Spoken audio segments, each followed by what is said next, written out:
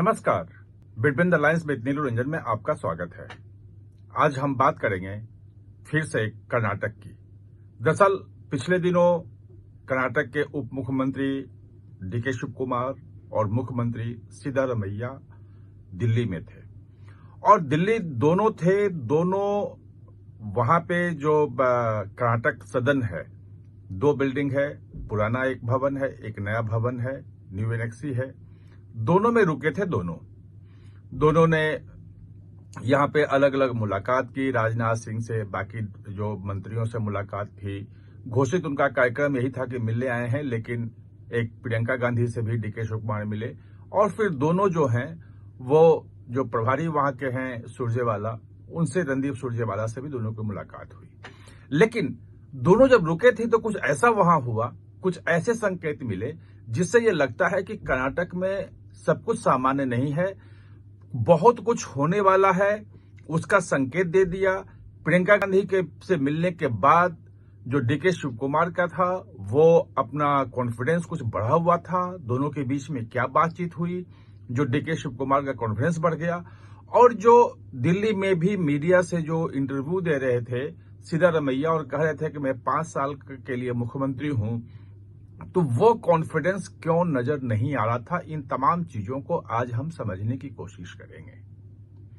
तो दरअसल अगर हम इसको देखें कि एक दिन पहले डीके शिव कुमार आए थे और डीके शिव कुमार जो आए तो वो कहां रुके? कर्नाटक भवन में, जो न्यू एनेक्सी है कर्नाटक भवन का, वहां जाके सीधे वो रुके सीएम स्वीट में, यानी कि जहां मुख्यमंत्री के लिए जो स्वीट बना हुआ है, जहां मुख्यमंत्री आके रुकते हैं, उसमें जाके डीके शिव कुमार रुके।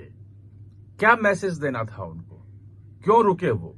और उसकी कहानी भी है, बहुत दिलचस्प कहानी। सिर्फ ये रुकना नहीं है, वो कहानी बताऊंगा कि क्या है। अगले दिन सिद्धारमैया आए, जब उनको पता चला कि भाई सीएम स्वीट में तो वो रुके हुए हैं और अब हम कहां रुके, तो जो पुराना भवन था कर्नाटक का दिल्ली में, उसमें भी एक स्वयं सूट था, तो उस जाके स्वीट में जाके सिद्धारमैया रुक गए। अब अगर पिछली बार जब सिद्धारमैया, बात इतनी होती तो कोई बात नहीं थी, पिछली बार जब सिद्धारमैया दिल्ली में थे तो वो उसी नए एनेक्सी जो बना है उसके सीएम स्वीट में रुके थे। यानी कि इस बार एक दिन पहले आके डीके शिव कुमार जिस सीएम स्वीट में, जिस स्वीट में सिद्धारमैया पिछली बार रुके थे, उस स्वीट पे कब्जा कर लिया। ये कब्जा करना ये एक खास संकेत देता है कि उन्हें कुछ बताया गया है। अगर पिछले दिनों की बात करें आप, तो 10-11 जून को जो बैठक हुई थी मल्लिकार्जुन खड़गे और राहुल गांधी और डीके शिव कुमार और सिद्धारमैया, ये सब थे उसमें। और उसमें जो प्रभारी वेणुगोपाल हैं वो भी थे, महासचिव जो हैं वो भी थे उस बैठक में। और उस बैठक में पहली बार संकेत मिला कि सिद्धारमैया अपना जो कंट्रोल है वो खो रहे हैं, क्योंकि वो जब से आए थे सत्ता में 2023 में, तब से वो कह रहे थे कि एक कास्ट सर्वे करवाया था उन्होंने पिछली बार मुख्यमंत्री रहते हुए 2017 में 165 करोड़ रुपए खर्च करके, और उसकी रिपोर्ट हम जारी करेंगे। डीके शिव कुमार सहित लगभग 45-50 जो वहां के नेता हैं, विधायक हैं, एमपी हैं, उन्होंने चिट्ठी लिखी थी कि ये कास्ट सर्वे जारी नहीं होना चाहिए, लेकिन सिद्धारमैया अड़े हुए थे। उन्होंने उसको कैबिनेट में पेश कर दिया, कैबिनेट के सामने रख दिया, यानी कि वो डॉक्यूमेंट अब हुआ कि अब उस पर लागू करने वाले हैं। और वो जो कास्ट सर्वे है उसके हिसाब से मुस्लिम से लेके और तमाम कास्ट में नए सिरे से वहां पे आरक्षण की व्यवस्था लागू होगी। वैसे 3-4 बार उसके बाद कैबिनेट की बैठक हुई और इतना तेज विरोध था, डीके शिव कुमार और बाकी लोग इतना विरोध कर रहे थे कि वो पेश नहीं किया जा सका। और जो दिल्ली वाली बैठक थी, वो बैठक तो थी चेन्नई स्वामी स्टेडियम में, जो भगदड़ मची थी, 11 लोग मर गए थे, उसको लेकर के कि कैसे उसको किया जाए डैमेज कंट्रोल। और ये कहा जा रहा था कि दोनों की लड़ाई है और इसी वजह से अलग अलग जो है वो आरसीबी की जीत पे, आईपीएल में जीती थी, उस पे आयोजन हुआ जश्न का, और उसी में वो भगदड़ मच गई। लेकिन उस बैठक में यह हुआ कि वो कास्ट सर्वे को वापस लेने के लिए कह दिया गया कि भाई आप इस कास्ट सर्वे को वापस लें। और सिद्धारमैया के पास कुछ नहीं था। अगले बार गए वहां पे, 2-3 दिन बाद बैठक हुई कैबिनेट की और वापस लिया गया। और उनके जो सपोर्टर थे, जो ओबीसी, SC ST, माइनॉरिटी के जो उनके सपोर्टर थे, वो सड़कों पे उतर आए, विरोध प्रदर्शन करने लगे कि भाई ये कास्ट सर्वे लागू होना चाहिए और इसके आधार पे होना चाहिए, आरक्षण की व्यवस्था होनी चाहिए। तब सिद्धारमैया ने कहा था कि ये मेरा फैसला नहीं है, मैं तो इसको लागू करना चाह रहा था, लेकिन ऊपर से कहा गया है, यानी उन्होंने अपनी मजबूरी बताई। तब ये पहली बार लगा कि सिद्धारमैया का कंट्रोल कहीं ना कहीं से वहां खत्म हो रहा है। लेकिन उनके हाथ में एक सिर्फ यह है, तुरुप का पत्ता जो है, जिसको बार बार खेलते हैं कि अगर वो मुख्यमंत्री नहीं रहे तो पार्टी टूट सकती है, क्योंकि विधायक जो है उनके साथ हैं और नेता वो हैं, वो तोड़ सकते हैं। लेकिन दूसरी तरफ डीके शिव कुमार के पास बड़ा तुरुप का पत्ता है, और वो पत्ता यह है कि वो अध्यक्ष हैं कर्नाटक के, प्रदेश अध्यक्ष तो है ही कांग्रेस के। बाकी जो राज्यों में चुनाव होता है, जो चुनाव का प्रबंधन है, उसमें उनकी भागीदारी होती है, उसमें सिद्धारमैया नहीं कर पाते हैं। जो 2023 की जीत मिली थी कांग्रेस की, उसमें डीके शिव कुमार अध्यक्ष के रूप में बहुत बड़ी भूमिका थी। 2020 में अध्यक्ष बनाया गया था उनको, और ये माना जाता है कि डीके शिव कुमार का चुनाव प्रबंधन की वजह से ही वहां इतनी बड़ी जीत कांग्रेस को मिली।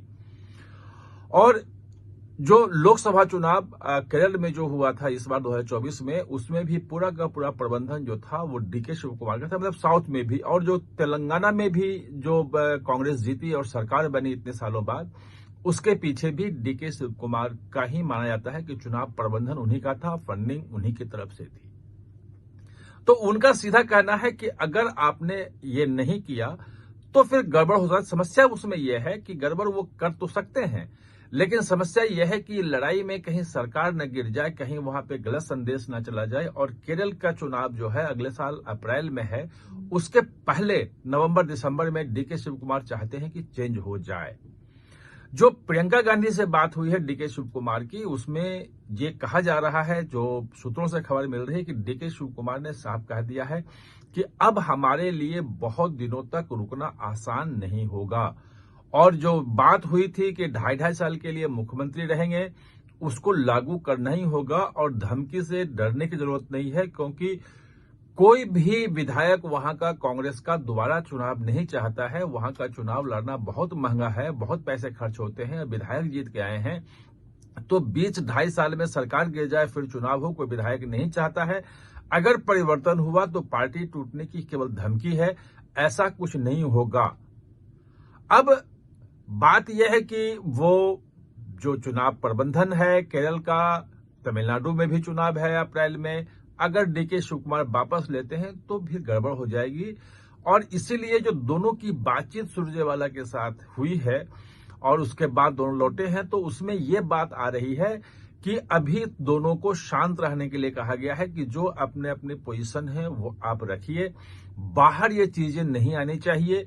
जब समय आएगा तो आराम से सत्ता का परिवर्तन हो जाएगा, लेकिन क्या इतना आसानी से होगा?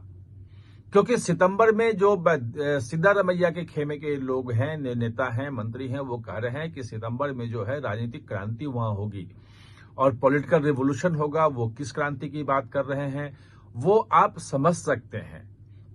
तो ये लड़ाई जो लग रहा है कि कहीं ना कहीं से शांत हो गई है, शांत नहीं हुई है। सीएम के स्वीट में घुस करके डीके शिव कुमार ने एक बड़ा संकेत दे दिया है, और उस मुद्दे पे जो सिद्धारमैया हैं वो बैकफुट पे हैं। ये पुराने भवन में जाकर सीएम सूट में रुके, और ये संकेत आने वाले समय में कर्नाटक में बड़े बदलाव की तरफ इशारा कर रहा है। आप हमारे साथ चर्चा में जुड़े, इसके लिए बहुत बहुत धन्यवाद।